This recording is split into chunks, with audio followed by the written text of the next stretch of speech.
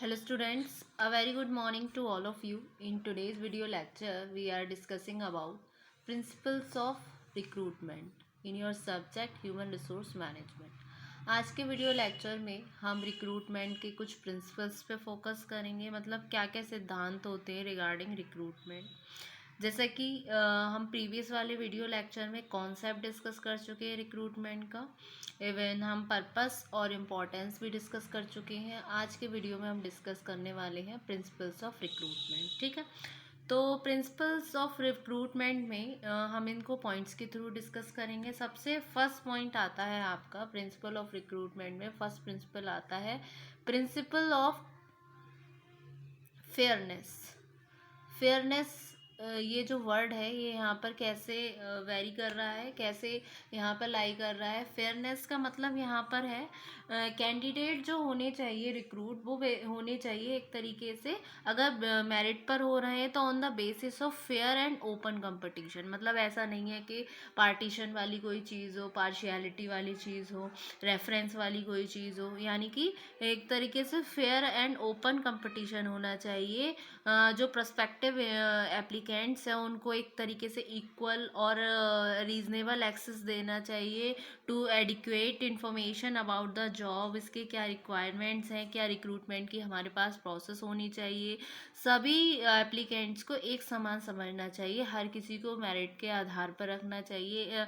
अगर मेरिट के बेसिस पर हो रहा है ईच स्टेज पर उनको इक्वली क्राइटेरिया होना चाहिए, और जो कि बेस्ड होना चाहिए consistent criteria.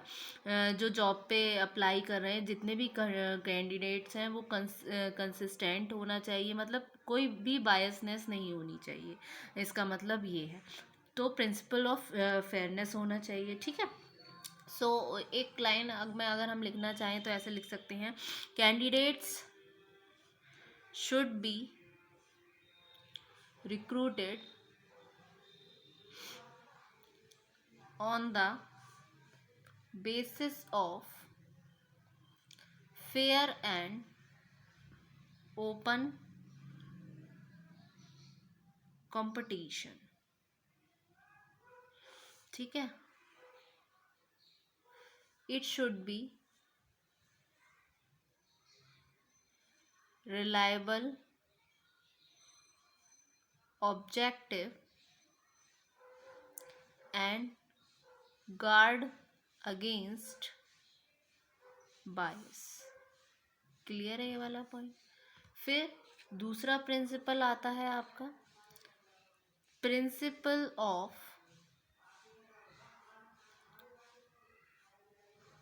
Open public process. ठीक है, इसका क्या मतलब है, ये सिद्धांत किस चीज़ पर फोकस कर रहा है, ये फोकस कर रहा है रिक्रूटमेंट होनी चाहिए ओपन सभी मेंबर्स के लिए, हर कम्युनिटी के।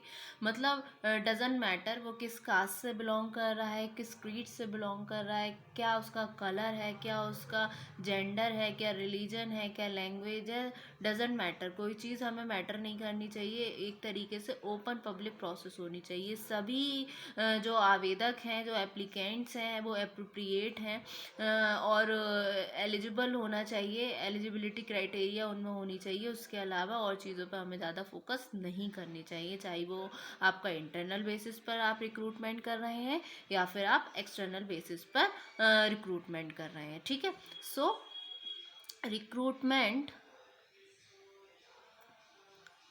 should be open to all members of of of the community, irrespective of their caste, color, gender, religion, language, etcetera. ठीक है, ये हुआ। फिर next principle of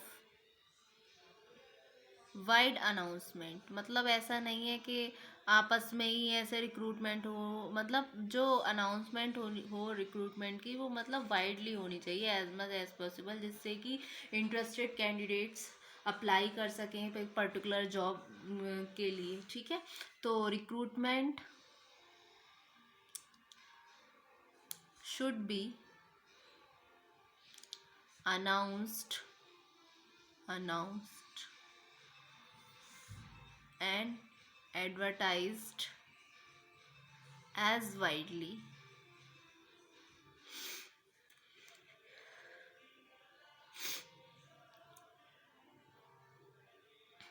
as possible, so that all interested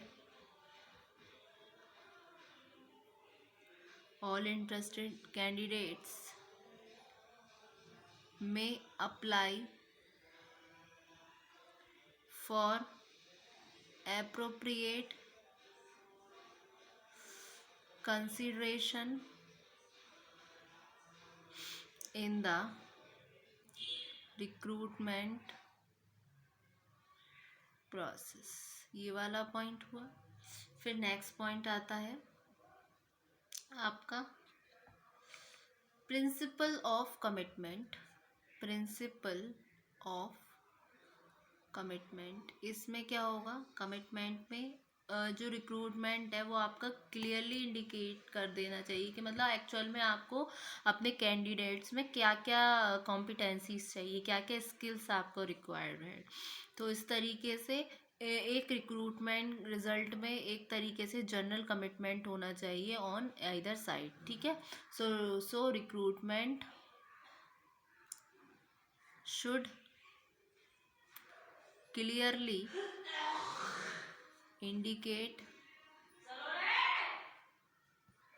indicate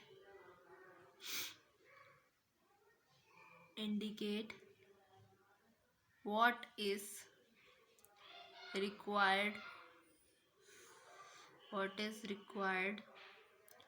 from the candidates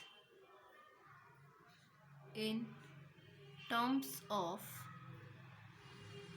competencies, that is क्या हो गई competencies में, knowledge,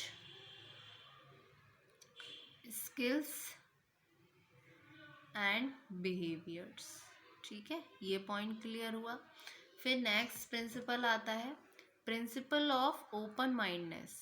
principle of open mindedness, इसका मतलब क्या है, रिक्रूटमेंट इस चीज़ पर डिपेंड नहीं होना चाहिए कि प्रायर एटीट्यूड जो oppose to the ideology of the organisation, मतलब जो ऑर्गेनाइजेशन की आइडियोलॉजी है उसी बेसिस से उससे बिल्कुल एकदम उलट ना हो।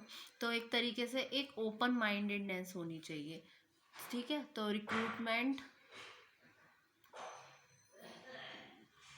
Should not depend on people having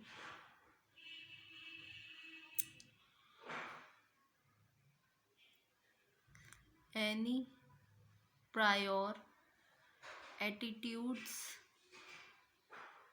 opposed to the ideology of the organization। और फिर आता है आपका principle of impartiality. Principle of impartiality, इसका मतलब क्या है, प्रिंसिपल ऑफ इम्पार्शियलिटी, रिक्रूटमेंट ऐसा होना चाहिए, मतलब एक फेयर सिलेक्शन होना चाहिए, किसी भी बेसिस पर पार्शियलिटी वाली चीज़ ना हो।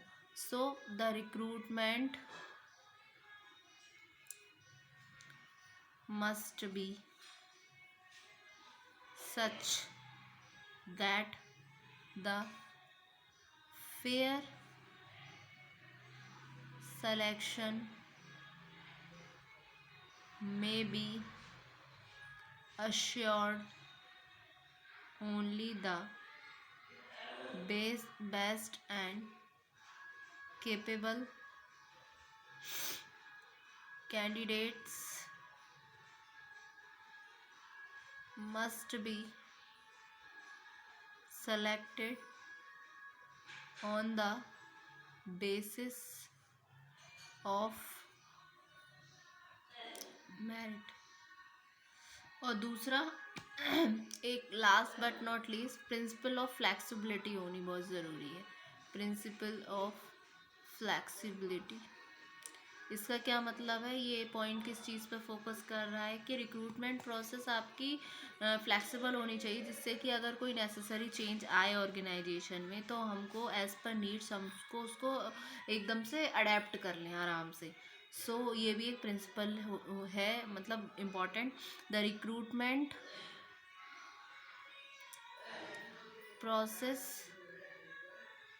Must be flexible so that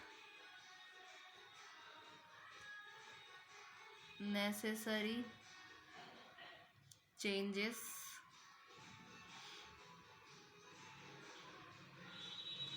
may be incorporated as per needs of organization। ठीक है, सो ये कुछ प्रिंसिपल्स थे आपके रिक्रूटमेंट के। सो होप सो स्टूडेंट आज के वीडियो में आपको इतना समझ आया। Principle of fairness, principle of open public process, principle of wide announcement, principle of commitment, principle of open mindedness, principle of impartiality, principle of flexibility. ठीक है, thank you so much student.